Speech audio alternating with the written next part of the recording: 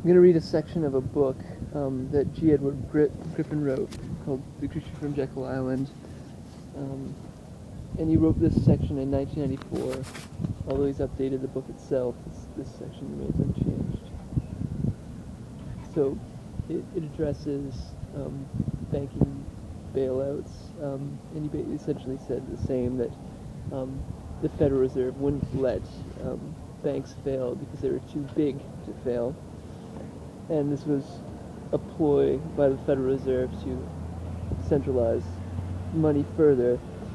So the most important emergency reform was to bail out the banks with taxpayers' money. Default foreign loans were taken over by the IMF and the World Bank, and the falling corporate borrowers were given government grants disguised as loans which everybody knew would never be paid back. He's talking in past tense as though this had happened, but this is just a prediction of a pessimistic future, which I don't think is going to happen. I think we'll get through this, but it's good to know about. Next, the banks were nationalized, at least in part, in return for the bailout money. They gave large blocks of stock to the government, which now operates as an official business partner. This was not a drastic change. The banks were already heavily regulated by government, even to the point of determining their profits, dividends, and executive salaries.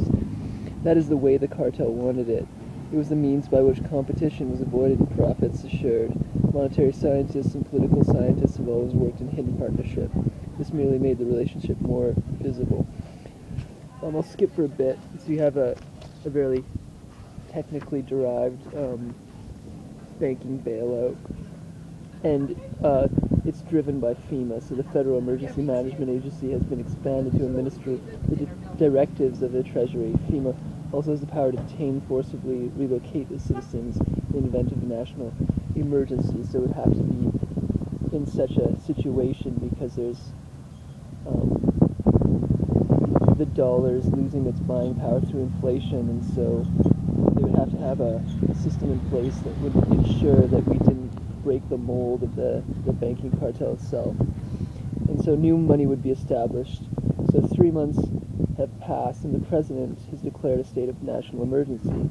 Today, the Secretary of the Treasury announced that the nations of the world had ratified a multilateral treaty that would solve the inflationary problems of the United States. So this is about a year after inflation started to dramatically rise. This will be accomplished through the issuance of a new worldwide monetary unit called the Bancor, the name proposed by John Maynard Keynes at the Bretton Woods Conference in 1944.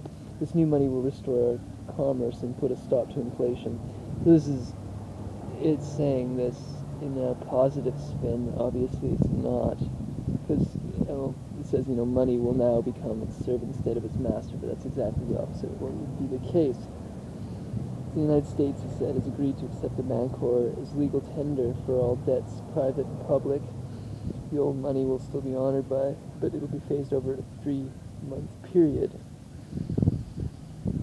In the same announcement, the Secretary advised that the IMF and the World Bank was backing this new money with something far more precious than gold.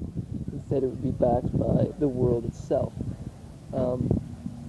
So, see, what G. Edward Griffin is positing here is controversial. He's saying that much of the environmental movement, although there is real dangers that are taking place in the pollution part of it, he's saying a lot of it's orchestrated because it's believable and being manipulated by those in power, and I think there's a lot of reason to think that.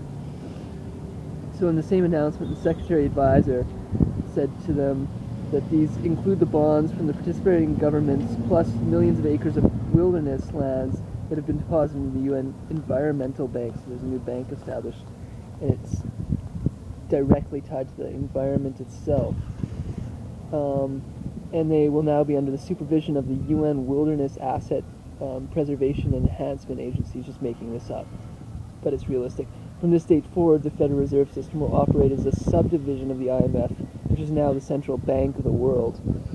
Although the Secretary did not mention in it that it's a public appearance, the UN treaty also obligated the government to put restrictions on the use of cash. Every citizen is to be issued an international ID card, so they want us to be easily trackable, so you slowly phase out cash itself.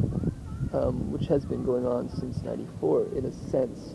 At least the bigger transactions are that way.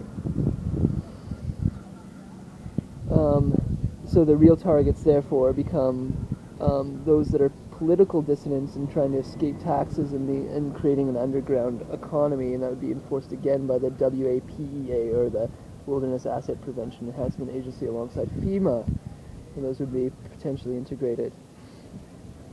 The new money offers the cabal yet one more benefit. There can never be another run on the bank because it's now illegal to demand currency. So because currency itself has been phased out and it's been universalized in a one world economic scheme, you can't run on the bank. You can't pull your money out of the bank because it's all electronically driven. So hyperinflation is fertile ground for the seeds of revolution. Economic despair led the masses to grasp at the promises of Lenin in Russia, Hitler in Germany, Mussolini in Italy, and Mao in China, saying that because there's economic desperation, then people will cling to dictatorships-ish.